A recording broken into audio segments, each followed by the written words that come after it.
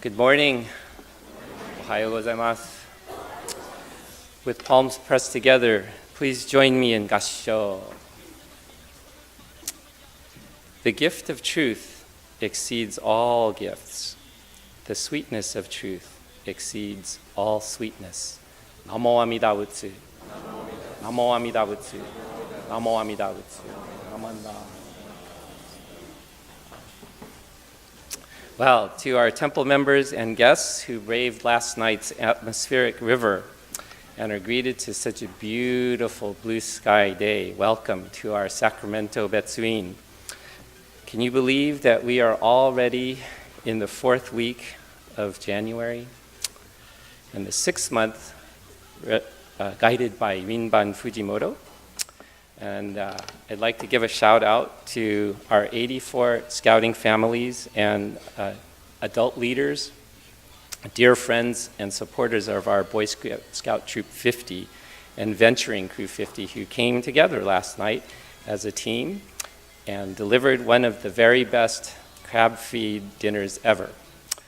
On behalf of our co-chairs, Casey Fong and Erica Ikimoto, our Scoutmaster Greg Kochi, and Committee Chairman Nick Schubert, I would like to thank our 350 supporters who joined us for dinner and whose financial support enable our Boy Scout Troop 50 to raise the community leaders that we need today. January has certainly been a crazy month, don't you think? We've inaugurated a new president. The NFL playoffs are happening today, and we'll have an AFC and NFC champion to go to the Super Bowl. And we're getting ready for Scout Sunday, where our guest speakers are Dr. Shannon Su, Troop 569 leader and mom, and our own Reverend Bob Emeritus Rinban, who is now chaplain of our California State Legislature. The amped up activity of this month reminds me of one of my recently retired hand surgeons, Dr. Rick Goldberg. Over the years, Dr. G earned a place on my list of favorite surgeons, not only because of his surgical expertise and economy of motion, but because he would share with those close to him the sensible homespun wisdom of seeing life as it is. No matter how straightforward or complicated the cases of our day began, Dr. Goldberg would look at me over the surgical drapes and he would say, "Kelvin, there are 3 things in this life that I know to be true." And no matter how many days Dr. G and I were fortunate to operate together, I would always ask, "Well, Rick, what are the 3 things in this life that you know to be true?" And behind his surgical mask, Dr. Goldberg would say, "Number 1, every day on the correct side of the grass is a good day. Number 2, nothing good happens after midnight." Wow, that's interesting. And number 3, life is like a roll of toilet paper because it seems to go faster the closer that you get to the end. Well, over the course of 20 plus years in his operating room, no matter how many times Dr. G shared these 3 pearls of homespun wisdom, quietly I would pause, consider his observations, and consider the view of my Jewish bodhisattva. I would chuckle. Quietly, I would chuckle because there can be little doubt in our minds that every day of living this life, is indeed a good day. When we learn to focus our efforts on living the best that we can today, right now, we can learn from the past and live free from the worry of tomorrow. When thinking back on the hundreds, if not thousands, of after-midnight emergency calls, I'd have to say that pearl number 2 is mostly true, because the sensible clarity of the Dharma, of the truth, describes that we are the result of countless causes and conditions that our choices set into action. And as for pearl number 3, for how quickly life seems to fly on by, we need only look at how rapidly each new year seems to come and go and contemplate all the wonderful change that we are fortunate to experience. If you are like me in finding that each year seems to pass more and more quickly,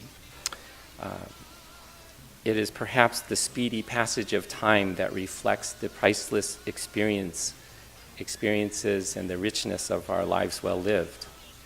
Lately, as I greet each new year, I find myself appreciating certain traditions all the more. As a child growing up in Stockton, my family often spent New Year's Day packing away Christmas ornaments and toasting marshmallows over a pine wood fire.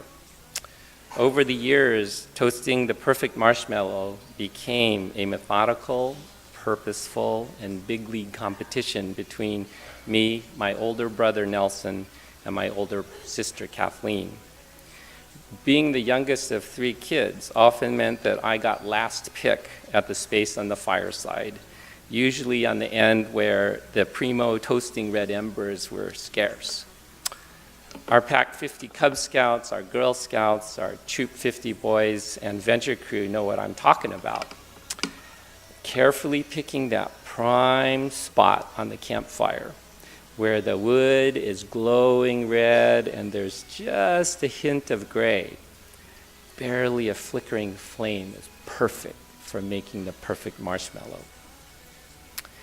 Getting that jet puff marshmallow to chestnut crisp all around, coaxing out the caramelized aroma without scorching it or having the husk fall into the fire became the ultimate edible art form of my childhood. And even now, the fragrance of a pine wood fire or the crunchy caramel flavor of toasted marshmallows brings me back to the New Year's of my youth. Looking back, the memories of days gone by seem to bloom and fade like the clouds of incense that we offer at service.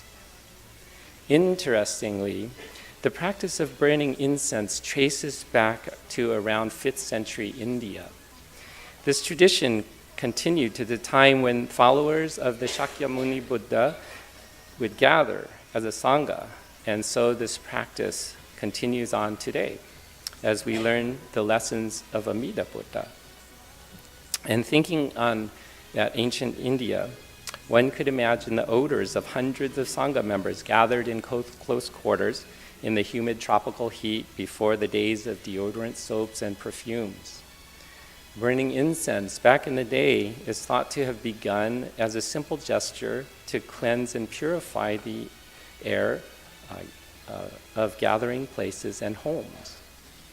Over time, burning incense came to symbolize a Buddhist follower's aspirations to purify one's thoughts and mind, so that it is for us today in following our Pure Land tradition. Certainly, when we pay attention to the changing puffs of smoke enveloping us, when we see the incense burning away into fragrance, we realize that we are indeed surrounded by impermanence. Said another way, the burning incense symbolizes the transformation and the change that is an integral part of each unrepeatable moment of our lives.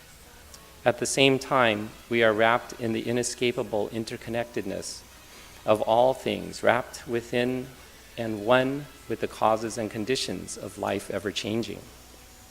When we offer incense, when we o shoko, we mindfully bow. We step forward and offer a pinch of incense as a symbol of purifying our hearts and purifying our minds. In other words, This tradition is meant to remind each of us to live in the present with our Dharma eyes open to the truths that we know as constant change and interdependence. When we open our Dharma eyes, we can see that there is symbolic meaning to everything that we practice, and every moment can become an exercise in mindfulness. Before I left for Japan this past July, I asked my teachers, Reverend Bob and Reverend Patty, what I might bring back to share with our Betsuin. Reverend Patty had suggested that I consider an incense container for our Nokotsudo Memorial Hall, for the one that we have on the front table was mistakenly damaged some years earlier. Reverend Patty helped me to pick out one and order this in advance. So, as a small token of my appreciation to our Betsuin for the support and guidance in enabling me to receive my Tokudo minister's ordination, I would like to present a special Oko incense holder that will be used in our Nokotsudo. So the incense holder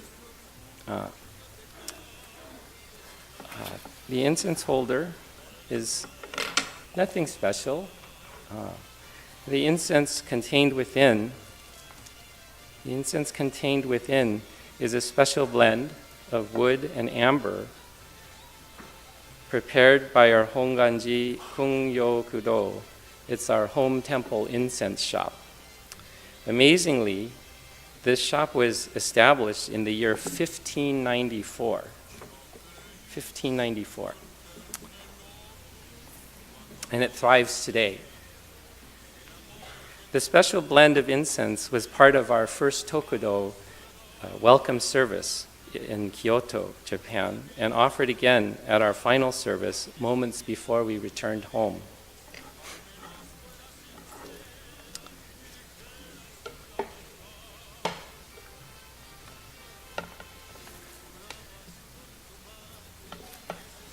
To my surprise, the label that described this special blend indicated that the wood and amber came from sources that are between 5 and 100 years old. When I inquired, a thoughtful attendant explained that in reality, the incense is old as time, perhaps transcending time, reflecting the countless causes and conditions that enabled plant life to develop on Earth, evolving to form fragrant trees, to produce complex sugars, and amber, much like the Dharma, which when given proper soil, nutrients, and sun to grow, will thrive, flower, and transform. Just as mentioned earlier, how the scent of toasted marshmallows and pinewood fires brings me back to the time of my youth, the scents and smells too can imprint upon our minds with the precious moments of our lives. As we continue to meet each week, to practice and to learn, to live each day the best that we can, I know that in years to come from now, the fragrant sense of incense burning can bring us each back to the Sundays of our younger lives, sitting here in our beautiful Hondo, hearing and reflecting upon the clear sensibility of the Buddha Dharma.